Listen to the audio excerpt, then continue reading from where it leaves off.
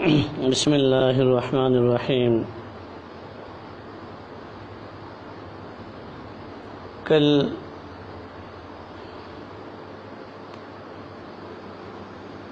اس عنوان پر گفتگو چل رہی تھی کہ صحابہ کرام رضوان اللہ تعالی المجمعین کے اندر کیسی عاجزی اور انکساری تھی،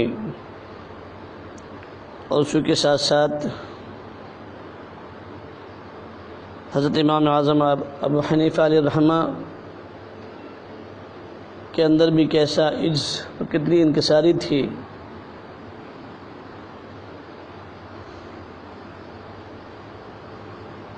صحابہ میں سے سب سے پہلے صدیق اکبر رضی اللہ تعالیٰ عنہ اور سیدنا عمر بن خطاب رضی اللہ تعالیٰ عنہ اور حضرت امام اعظم ابو حنیفہ علیہ الرحمہ، حضرت عبداللہ ابن مبارک وغیرہم کے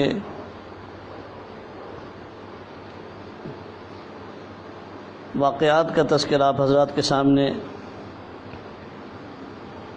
عرض کیا گیا تھا، اور ایسے ہی حضرت حجت الاسلام حجت اللہ فی الارض حضرت مولانا محمد قاسم نانوتوی علیہ الرحمہ کا بھی ایک واقعہ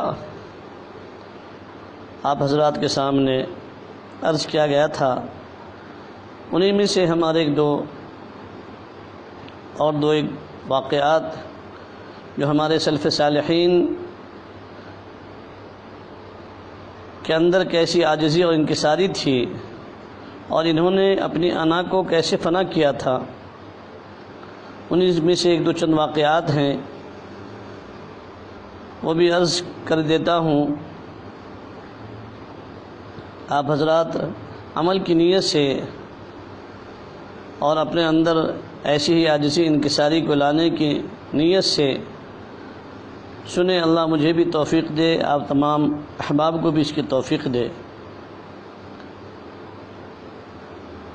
ایک بڑے اکابروں میں حضرت مولانا حسین احمد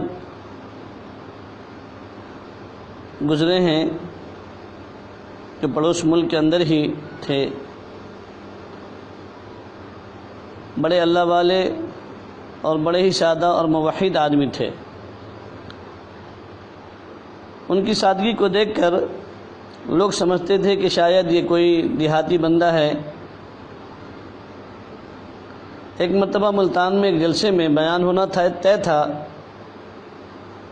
اور اس جلسے میں امیر شریعت حضرت مولانا سید عطا اللہ شاہ بخاری رحمۃ اللہ علیہ کو بھی مدعو کیا گیا تھا، اور اسی جلسے میں یہ حضرت مولانا حسین احمد رحمۃ اللہ علیہ بھی تھے۔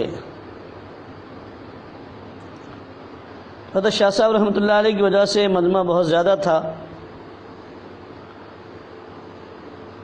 اور مسئلہ یہ بنا کہ جلسہ شروع ہونے کا وقت قریب تھا،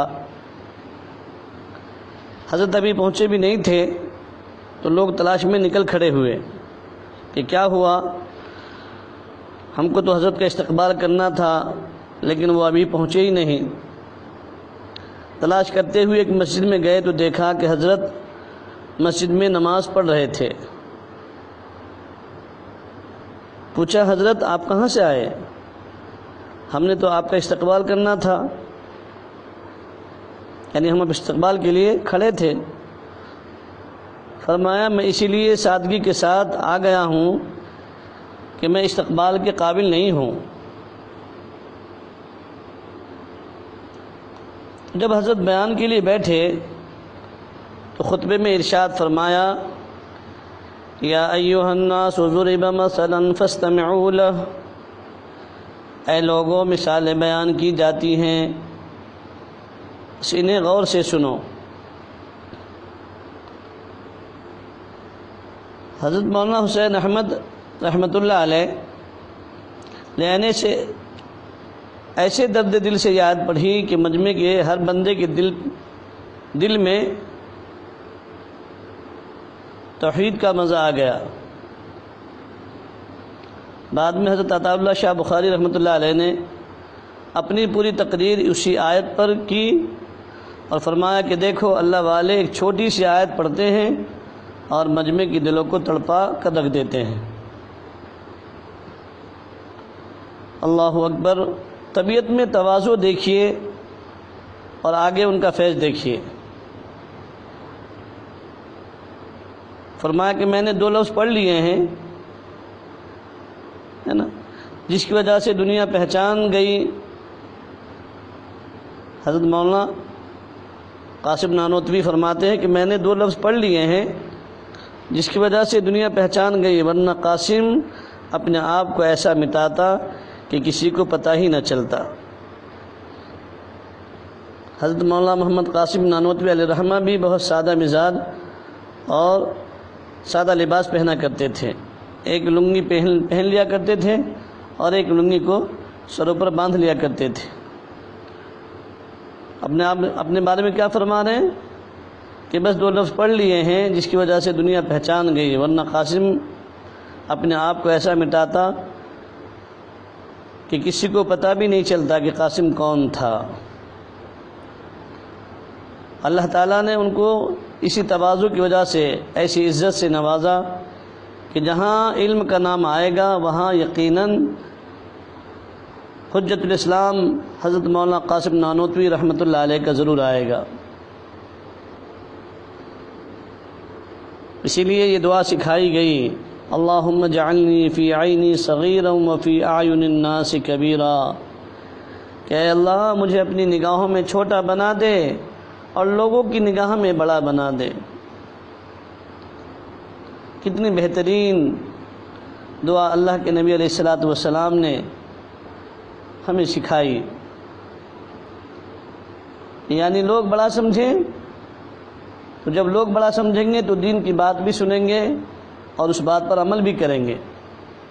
یہی تواضع ہے کہ انسان اپنی نظر میں چھوٹا ہو اور لوگوں کی نظر میں بڑا ہو۔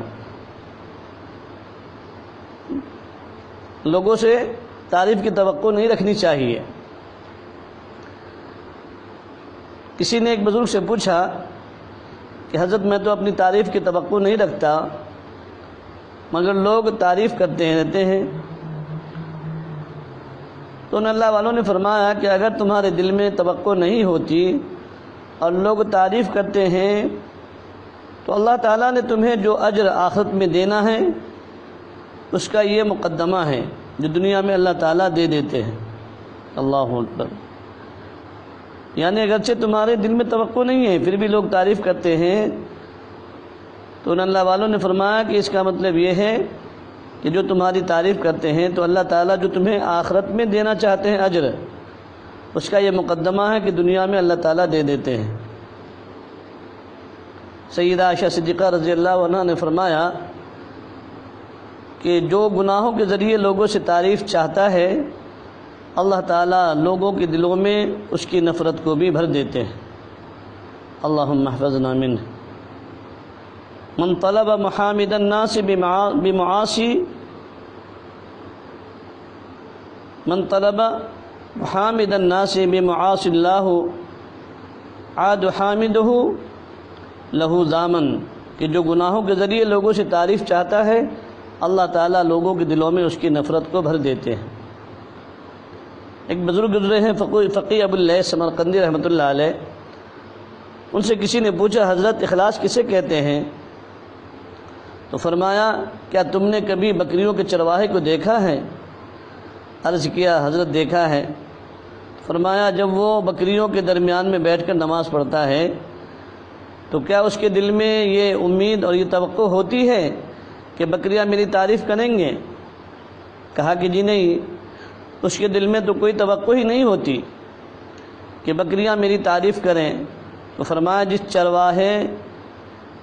جو چرواہا بکریوں کے درمیان بیٹھ کر عبادت کرتا ہے اور وہ بکریوں سے بے طمع ہوتا ہے، یعنی اس کو اس کی امید نہیں ہوتی، لالچ نہیں ہوتی کہ بکریاں میری تعریف کریں گی، تو اسی طرح مومن لوگوں کے دلوں میں، مومن لوگوں کے درمیان بیٹھ کر اللہ کی عبادت کرتا ہے مگر ان سے تعریف کے بارے میں بے طمع ہوتا ہے، کیونکہ وہ جانتا ہے کہ لوگوں کی خوشنودی مکڑی کے جالے کی طرح ہوتی ہے۔ لوگوں کی خوشنودی، گویا کہ لوگوں کی رضا کے لیے اگر کوئی عمل کرتا ہے بندہ تو گویا اس کی مثال مکڑی کے جالے کی طرح ہے۔ دارالعلوم دیوبند کے سابق محتمم حضرت اقدس قاری محمد طیب صاحب رحمۃ اللہ علیہ کی عاجزی کا واقعہ ہمارے حضرت جی پیر صاحب دامت برکاتہم نے ایک بار مجلس میں سنایا کہ ایک بار حضرت مرشد عالم رحمۃ اللہ علیہ کی ملاقات حضرت قاری محمد طیب صاحب رحمۃ اللہ علیہ سے ہوئی۔ مرشد عالم یعنی ہمارے حضرت جی کے شیخ، ہمارے دادا شیخ، دادا پیر۔ تو حضرت قاری صاحب بہت بڑے عالم تھے اور شکل صورت کے اعتبار سے بھی بہت خوبصورت، نفیس اور نازک بدن تھے۔ تو حضرت مرشد عالم رحمۃ اللہ علیہ نے ان کو حرم میں دیکھا، ان کا چہرہ چمک رہا تھا حضرت قاری طیب صاحب رحمۃ اللہ علیہ کا۔ ایک سلسلے سے یہ بھی ہمارے دادا پیر ہیں حضرت قاری محمد طیب صاحب علیہ الرحمہ، اور دارالعلوم دیوبند کے تقریباً 60 سال محتمم رہ چکے ہیں۔ تو حضرت مرشد عالم رحمۃ اللہ علیہ نے ان کو دیکھ کر حیران ہوئے اور حضرت نے پوچھا، ملنے کے بعد حضرت مرشد عالم نے حضرت قاری طیب صاحب سے ملنے کے بعد پوچھا کہ حضرت آپ نے یہ چہرہ کیسے بنایا؟ تو جیسے ہی حضرت مرشد عالم فرماتے کہ جیسے ہی میں نے یہ سوال پوچھا تو حضرت قاری طیب صاحب علیہ الرحمہ فوراً کہنے لگے کہ یہ میں نے نہیں بنایا بلکہ میرے شیخ نے بنایا ہے۔ اللہ اکبر کبیرہ، اللہ اکبر کبیرہ۔ دیکھیے ہمارے بزرگ کی عاجزی، انکساری کیسی تھی، اپنی طرف منسوب نہیں کیا بلکہ اپنے شیخ کی طرف منسوب کیا۔ ان کے شیخ کون؟ حضرت قاری طیب صاحب علیہ الرحمہ کے شیخ کون؟ مجدد وقت حضرت اقدس حضرت مولانا اشرف علی تھانوی علیہ الرحمہ، ان کے شیخ، ان کے پیر، اور ان کے فرزند حضرت مولانا محمد سالم صاحب نور اللہ مرقدہ اور حضرت مولانا محمد اسلم صاحب نور اللہ مرقدہ۔ ابھی 1-1.5 سال پہلے ہی حضرت اقدس مولانا محمد سالم صاحب نور اللہ مرقدہ کا وصال ہوا ہے، اور ان سے تقریباً 5-6 مہینہ قبل یا 8 مہینہ قبل حضرت کے چھوٹے بھائی حضرت مولانا محمد اسلم صاحب نور اللہ مرقدہ کا وصال ہوا ہے۔ اور یہ حضرات بھی میرے استاد محترم اور حضرت مولانا محمد سالم صاحب نور اللہ مرقدہ میرے شیخ بھی ہوتے ہیں، میرے استاد بھی ہوتے ہیں۔ بخاری شریف ہم نے ان سے پڑھی ہے، مسلسلات کی سند بھی حضرت سے ہمیں حاصل ہے۔ خیر، تو حضرت قاری طیب صاحب علیہ الرحمہ نے کیا فرمایا کہ میں نے نہیں بنایا بلکہ میرے شیخ نے بنایا ہے۔ دیکھیں، انہوں نے اس اچھائی کی نسبت اپنی طرف نہیں کی بلکہ اپنے شیخ کی طرف کی۔ یہ ہے تواضع۔ اگر اپنی طرف نسبت کرتے کہ میں نے یہ کیا ہے نا، حضرت فرماتے کہ میرا تجربہ اتنا ہے، میں اتنا سمجھدار ہوں، تو بس پھر انسان خطرے میں ہوتا ہے۔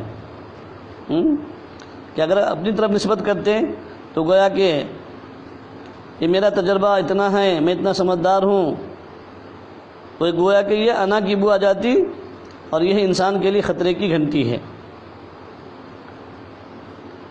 ایک بچے کو باپ نے پڑھنے کے لیے بھیج دیا، جب وہ پڑھ کر واپس آیا تو باپ نے پوچھا، بیٹا آج استاد نے کیا سبق پڑھایا ہے؟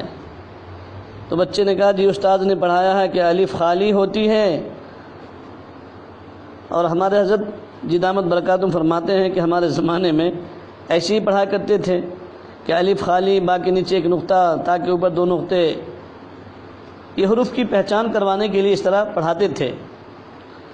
تو بچے نے کہا کہ استاد نے پڑھایا کہ الف خالی ہوتا ہے، تو واقعی جو الف کی طرح بن کے رہتا ہے وہ فیض سے خالی رہتا ہے۔ اللہ اکبر! دیکھیے ہمارے بزرگوں کی نگاہ کہاں تک جاتی ہے، اور ہمارے بزرگ کیسے ہوتے ہیں، اس لیے کہ الف کی مثال گویا کہ لاٹھی جیسی کھڑی ہوتی ہے، تو اس کے اندر گویا کہ انا ہے، تو جو الف کی طرح بن کے رہتا ہے فرمایا کہ وہ فیض سے خالی رہتا ہے، اور جو جھکتا ہے اللہ رب العزت اس پر رحمت فرما دیتے ہیں۔ آپ ذرا غور کریں کہ الف کھڑی نظر آتی ہے نا، اور با لیٹی لیٹی نظر آتی ہے، لیکن با کو وصلی کہتے ہیں۔ وصلی کا مطلب کیا ہے؟ ملانا، کہ ایک دوسرے کے ساتھ جوڑ دیتی ہے۔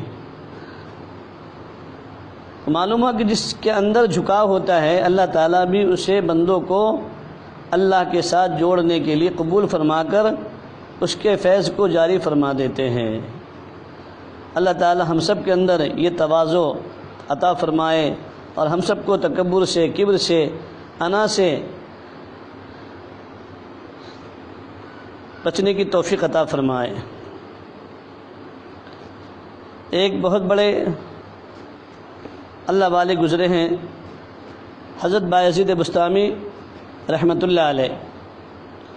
ان کو ابدال کا لقب کیسے ملا، ابدال کے مقام پر کیسے فائز ہوئے؟ تو وہ فرماتے ہیں کہ ایک مرتبہ شہر کے لوگوں نے کہا کہ کافی دن ہوئے ہیں بارش نہیں ہوئی، لگتا ہے کہ شہر میں کوئی ایسا گنہگار ہے کہ جس کے گناہوں کی وجہ سے اللہ تعالیٰ نے اپنی رحمت کو روک لیا ہے۔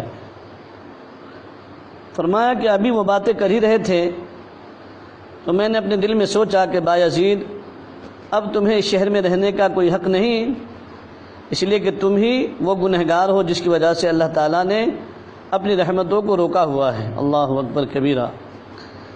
میں اپنے آپ کو پورے اہل شہر میں سے سب سے کمتر سمجھ کر شہر سے باہر نکل گیا۔ کون فرما رہے ہیں؟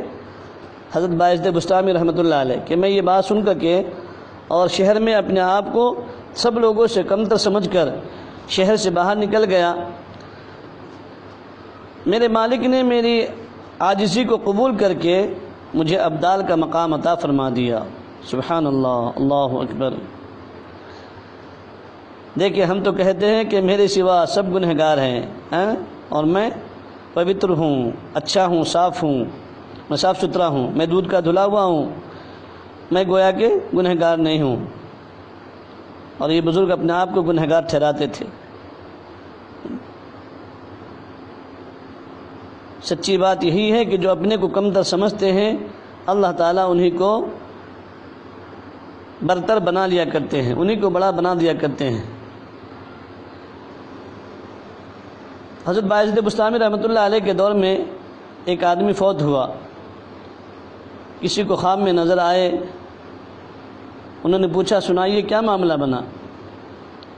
اس نے کہا کہ اللہ تعالیٰ نے میری بخشش کر دی، مجھے معاف کر دیا۔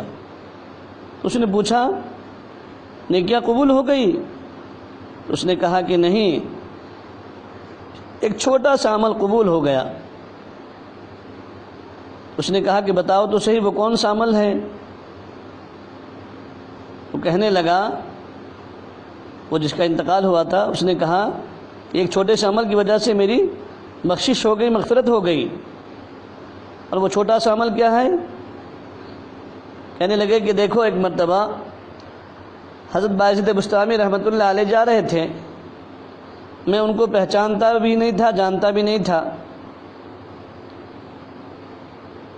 لیکن مجھے کسی نے کہا کہ دیکھو اللہ تعالیٰ کا ایک ولی جا رہا ہے، تو میں نے ان کو اللہ کا ولی سمجھ کر دیکھا تھا۔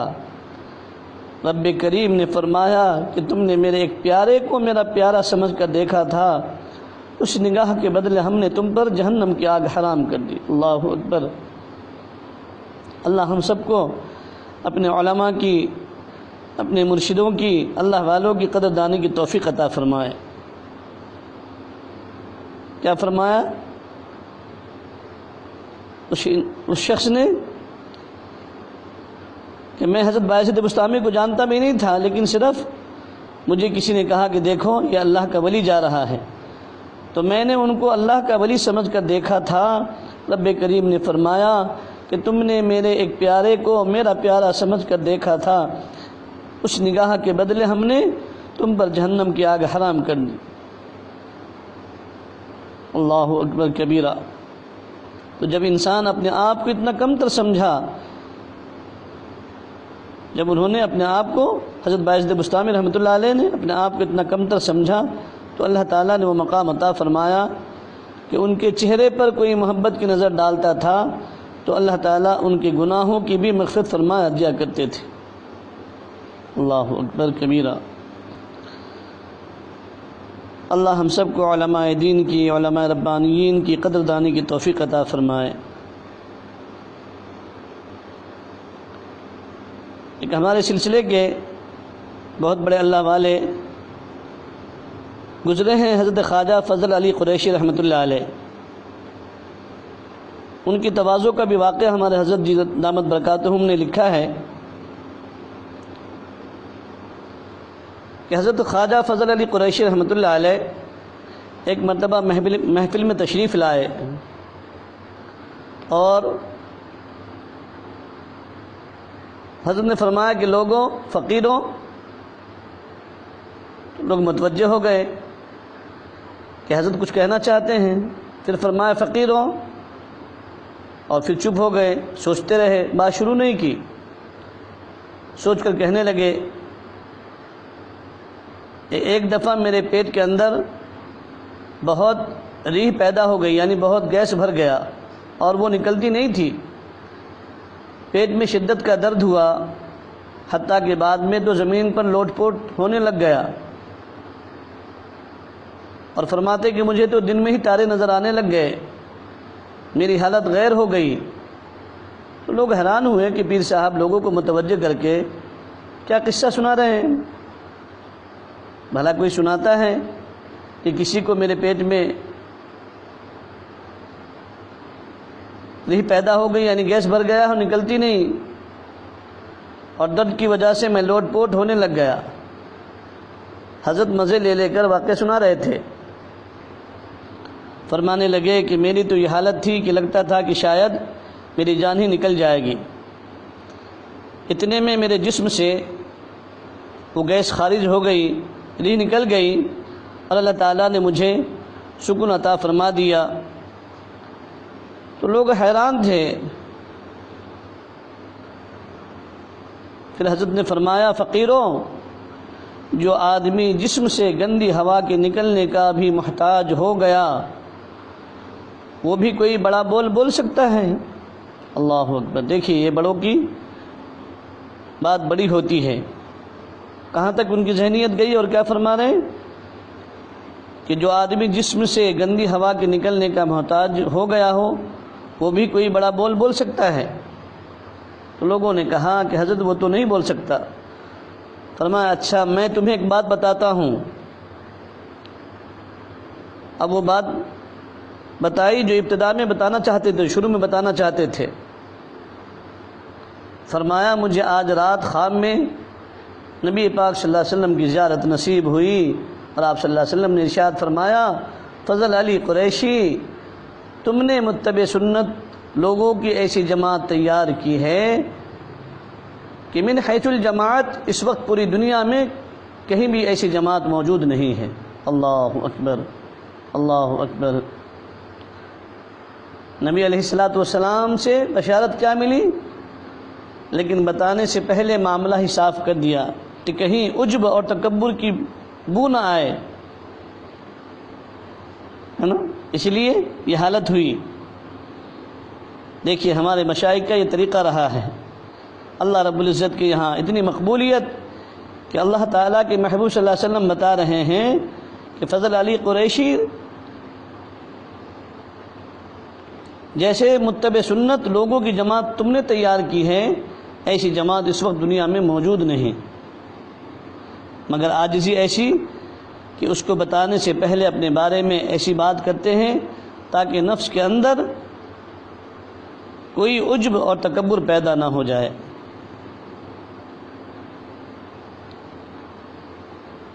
یہی حضرت خواجہ فضل علی قریشی رحمۃ اللہ علیہ ایک بار انڈیا کے اندر دارالعلوم دیوبند میں تشریف لے گئے تھے، اور سفر کی وجہ سے ان کے جسم میں تھکاوٹ کے آثار بھی تھے، کپڑوں پر مٹی وغیرہ بھی پڑ گئی تھی۔ تو حضرت خواجہ صدیقی رحمۃ اللہ علیہ نے عرض کیا، خواجہ صدیقی یعنی حضرت خواجہ ابو المالک صدیقی رحمۃ اللہ علیہ نے عرض کیا کہ حضرت ابھی لوگ آپ سے ملاقات کے لیے آئیں گے، طلباء بھی آئیں گے، ان میں آپ کا بیان بھی طے ہے، اس لیے آپ سے درخواست ہے کہ ان کے آنے سے پہلے اپنے کپڑے تبدیل فرما لیں۔ تو حضرت نے فرمایا، حضرت خواجہ فضل علی قریشی نے فرمایا کہ تو مجھے تصنع سکھاتا ہے، یعنی بناوٹ سکھاتا ہے، بناؤ سنگارو۔ اگر حضرت صدیقی رحمۃ اللہ علیہ یہ بات کرتے کہ حضرت سفر کی وجہ سے آپ کی طبیعت میں تھکاوٹ ہے، کپڑے میلے ہیں، ذرا نہا لیجئے اور صاف کپڑے پہن لیجئے تاکہ آپ کی طبیعت بحال ہو جائے، تو ہو سکتا ہے حضرت یہ کام کر لیتے۔ چونکہ انہوں نے یہ کہا کہ اساتذہ اور طلباء نے آنا ہے، اس لیے آپ کپڑے بدل لیجئے، تو اس پر حضرت نے ٹالتے ہوئے جواب دیا کہ تم مجھے تصنع سکھاتے ہو۔ چنانچہ حضرت اسی طرح بیٹھے رہے اور اسی حالت میں سب سے ملاقات کی، اور جب سب لوگ ملاقات کر کے اپنے کمروں میں چلے گئے تو پھر حضرت قریشی رحمۃ اللہ علیہ نے فرمایا، خلیفہ صاحب لاؤ، آپ کی بات بھی مان لیتا ہوں، مجھے کپڑے تبدیل کرا دو۔ چنانچہ اس وقت حضرت نے نہا کر کپڑے تبدیل کر لیے، ہے نا؟ اندازہ لگائیں کہ یہ ایک چھوٹا سا عمل تھا، مگر وہ بھی اللہ کی رضا کے لیے کرنا تو گوارا تھا، مگر مخلوق کے لیے کرنا گوارا نہیں تھا۔ اتنی باریک چیزوں پر ہمارے سلف صالحین کی نظر ہوا کرتی تھی۔ اللہ ان کی زندگیوں کا ذرہ ہمیں بھی نصیب فرمائے، اور ان حضرات کے نقش قدم پر ہمیں بھی چلنے کی توفیق نصیب فرمائے۔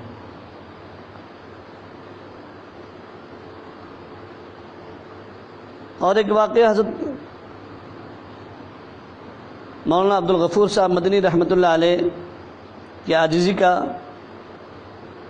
ہمارے حضرت نے لکھا ہے کہ حضرت خواجہ فضل علی قریشی رحمۃ اللہ علیہ کی خانقاہ مسکین پور شریف میں دور دراز سے سالکین، مسکین پور شریف میں ان کی خانقاہ تھی، تو دور دراز سے سالکین آ کر قیام کرتے اور تزکیہ نفس اور تصفیہ قلب کی محنت کرتے تھے، اور عام طور پر یہ حضرات جب فجر کے وقت قضاء حاجت کے لیے بستی سے باہر جنگلوں میں جاتے تو واپسی پر کچھ سوکھی لکڑیاں بھی ساتھ میں اٹھا کر لے آتے۔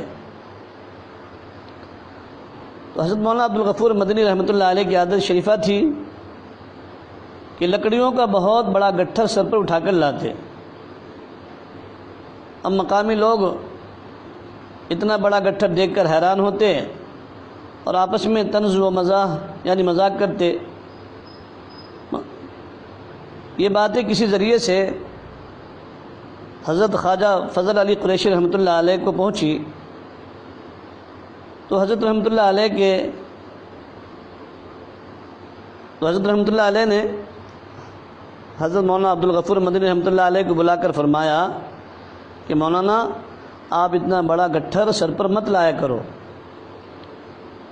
بس تھوڑی سی لکڑی بھی لے آئے تو کافی ہے، کار خیر میں شرکت ہو جائے گی۔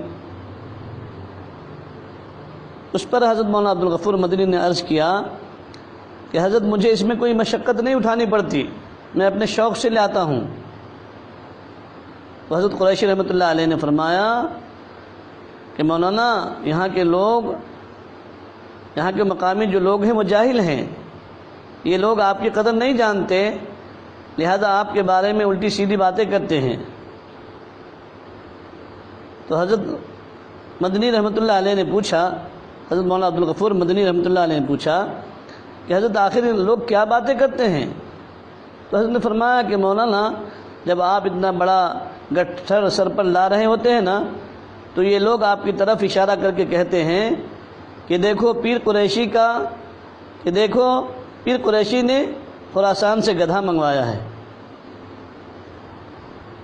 قربان جائیے ان اکابر کی زندگیوں پر۔ تو حضرت مولانا عبدالغفور مدنی رحمۃ اللہ علیہ نے فوراً کہا کہ حضرت یہ لوگ مجھے پہچانتے ہیں اسی لیے گدھا کہتے ہیں۔ سبحان اللہ، سبحان اللہ، تواضع کا کیا عالم تھا۔ تو جو دل سے جھکا مخلوق جھکی۔ ان اللہ والوں کے پاس بڑے بڑے لوگ آتے تھے اور دست بستہ کھڑے ہوتے، ہے نا۔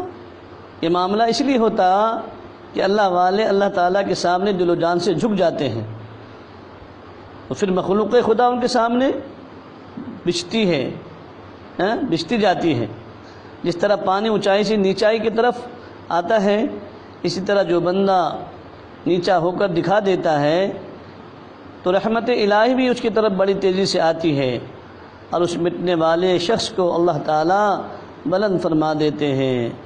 جیسا کہ حدیث مبارکہ میں ہے، من تواضع للہ رفعہ اللہ، جو شخص اللہ کے لیے تواضع اختیار کرتا ہے اللہ تعالیٰ اسے بلندی عطا فرما دیتے ہیں۔ اللہ تبارک و تعالیٰ ہم سب کو ایسی عاجزی، انکساری اور تواضع اللہ تبارک و تعالیٰ ہم سب کے اندر پیدا فرمائے، تصنع سے، بناوٹ سے، ہے نا۔ اللہ تبارک و تعالیٰ ہم سب کی حفاظت فرمائے۔ ہمارے مشائخ کا رمضان کیسا ہوتا تھا، اس پر بھی ایک واقعہ آپ حضرات کو سناتا ہوں۔ اس سے پہلے حضرت گنگوہی علیہ الرحمہ کا واقعہ آپ حضرات کو سنا چکا ہوں۔ اب شیخ الہند حضرت مولانا محمود الحسن صاحب نور اللہ مرقدہ، جو کہ دارالعلوم دیوبند کے پہلے شاگرد ہیں، جنہوں نے تحریک ریشمی رومال شروع کیا تھا اس ملک کے اندر۔ تو حضرت شیخ الہند رحمۃ اللہ علیہ کی زندگی اور ان کا رمضان کیسا گزرتا تھا۔ رمضان المبارک میں ایک خاص حالت اور عجیب کیفیت ہوا کرتی تھی۔ دن رات عبادت خداوندی میں مشغول رہتے اور مختلف ذکر و اذکار اور اوراد و وظائف، تلاوت و تسبیحات کے مزے لوٹتے، دن میں آرام فرماتے، لیکن رات کا اکثر حصہ بلکہ تمام ہی رات قرآن مجید سننے میں گزارتے۔ حضرت شیخ الہند خود حافظ قرآن نہیں تھے، تو اس لیے کئی حفاظ کو سنانے پر مقرر فرماتے تھے، اور حفاظ کرام حضرت کے خادم یا شاگرد ہوتے تو ان کے قیام و طعام، یعنی کھانے اور پینے اور رہنے سہنے کا اور تمام اخراجات حضرت خود ہی برداشت کرتے تھے۔ کبھی اپنے مرشد زادہ حضرت مولانا حافظ محمد احمد صاحب، جو کہ حضرت مولانا محمد قاسم نانوتوی علیہ الرحمہ کے فرزند ارجمند دارالعلوم دیوبند کے محتمم کو اصرار کر کے کئی قرآن مجید سنتے، اور کبھی اپنی بے تکلف پیر بھائی حافظ انوار الحق، کبھی اپنے چھوٹے بھائی مولوی محمد حسن سے، تو کبھی اپنے عزیز بھانجے مولوی حنیف صاحب سے سنتے تھے، اور آخری زمانے میں اکثر و بیشتر حافظ کفایت اللہ صاحب اس خدمت میں سرفراز ہوتے تھے۔ حضرت تراویح سے فارغ ہو کر بہت دیر تک حاضرین کو، مجمع کو علمیہ مضامین اور اکابر کے سبق آموز واقعات سناتے، اور اگر موقع مل جاتا تو تھوڑی دیر آرام کے لیے تھوڑی دیر آرام کرتے، ورنہ وہ بھی نہیں۔ پھر اس کے بعد نوافل شروع فرماتے، ایک حافظ 2-4 پارے سنا کر آرام کرتا، مگر حضرت اسی طرح مستعد رہتے، اور کئی حفاظ اسی طرح سناتے رہتے۔ قراء حضرات بدلتے رہتے، مگر حضرت والا کبھی 2-3 بجے تک اور کبھی بالکل سحری کے وقت تک اسی طرح کھڑے سنتے رہتے۔ بعض رمضان میں فرائض مسجد میں پڑھ کر اپنے مکان میں باجماعت تراویح پڑھتے، اور اس طرح 6 4 بلکہ کبھی 10 پارے تراویح میں ان کے ہاں پڑھے جاتے، اور تمام رات یہی لطف رہتا اور انوار و برکات کے سمیٹنے میں لگے رہتے۔ اس قدر طویل قیام کے بعد جب پیر برم کر جاتے، یعنی پاؤں میں سوجن آ جاتی، تو خدام اور مخلصین کو رنج ہوتا، حضرت پتس کھاتے، مگر حضرت کے دل میں، حضرت مولانا دل کے اندر خوش ہوتے کہ رسول اللہ صلی اللہ علیہ وسلم کا اتباع نصیب ہو گیا۔ ایک مرتبہ کم کھانے اور کم سونے اور لمبا قیام کی وجہ سے رمضان المبارک میں نہایت ضعف پیدا ہو گیا، کمزور ہو گئے، پیروں کا ورم بھی بہت زیادہ ہو گیا، لیکن اسی حالت میں بھی قلبی شوق چین نہ لینے دیتا، اتنا شوق تھا کہ چینی نہیں آتا تھا۔ آخر کار مجبور ہو کر مکان میں سے عورتوں نے مولوی حافظ کفایت اللہ صاحب کو کہلوایا کہ آج کسی بہانے سے تعداد کم کر دے، یعنی تھوڑا پڑھنا کم کر دے تاکہ حضرت کو زیادہ تھکن نہ ہو۔ چنانچہ مولوی کفایت اللہ صاحب نے تھوڑا سا پڑھ کر اپنی طبیعت کی سستی اور گرانی کا عذر کر دیا، تو حضرت کو دوسروں کی راحت کا بہت خیال رہتا تھا۔ حضرت نے فرمایا ٹھیک ہے، آپ جا سکتے ہیں۔ حافظ صاحب اندر جا کر لیٹ گئے، جبکہ باہر خود حضرت مولانا آرام فرمانے لگے، مگر تھوڑی دیر کے بعد حافظ صاحب دیکھتے ہیں کہ کوئی شخص آہستہ آہستہ میرے پیر دبا رہا ہے۔ اللہ اکبر! کس کے پاؤں دبا رہے ہیں؟ وہ جو قاری صاحب مولانا کفایت اللہ صاحب نے عذر کر دیا تھا اپنی طبیعت کے بارے میں، اور تھوڑا پڑھا کر جا کر لیٹ گئے تھے، تو حضرت بھی تھوڑی دیر لیٹ گئے، پھر تھوڑی دیر کے بعد میں جا کر کے انہی قاری صاحب کے پاؤں دبانے لگ گئے۔ اللہ اکبر! دیکھیے ایک بڑوں کے اندر کیسی عاجزی، کیسی انکساری، اور کیسے چھوٹوں پر شفقت، اور کیسا رحم و کرم۔ تو انہوں نے جلدی سے ہوشیار ہو کر دیکھا تو خود حضرت شیخ الہند رحمۃ اللہ علیہ تھے، تو ان کو حیرت کی انتہا نہ رہی اور ندامت کی کوئی انتہا نہ رہی۔ وہ اٹھ کر کھڑے ہو گئے، اس پر حضرت شیخ الہند رحمۃ اللہ علیہ فرمانے لگ گئے، نہیں بھائی کیا حرج ہے، تمہاری طبیعت اچھی نہیں ہے، ذرا راحت مل جائے گی۔ حق تعالیٰ اس میں ہمارا بھی حصہ فرما کر اپنی رضا و خوشنودی کا ذریعہ بنا دے، اور ہم سب کو بھی رمضان المبارک کا ایسا قدردان بنا دیں۔ دیکھیں یہ حضرات اتنی طویل عمر کے باوجود اور ضعف اور پیرانہ سالی کے باوجود بھی قرآن کریم سے اور رمضان المبارک کا اتنا شوق دلوں کے اندر کہ پوری رات پاؤں پر ور مار رہے ہیں، لیکن پوری رات نفلوں میں قرآن شریف کو سن رہے ہیں اور دن کا روزہ بھی رکھ رہے ہیں۔ اور اپنے چھوٹوں پر کیسی شفقت کہ قاری صاحب نے کہہ دیا کہ آج میری طبیعت میں سستی ہے، تھوڑا عذر ہے، تو آرام کرنے کا حکم دے دیا، اور پھر خود اپنے چھوٹوں کے پاؤں دبانے لگ گئے۔ اللہ اکبر کبیرہ! اللہ تبارک و تعالیٰ ان کی زندگیوں میں، ان کی دعاؤں میں ہمارا بھی حصہ نصیب فرمائے، اور ان حضرات کی زندگی سے ہم سب کو اللہ تبارک و تعالیٰ عبرت لینے کی توفیق نصیب فرمائے۔ وما علینا الا البلاغ۔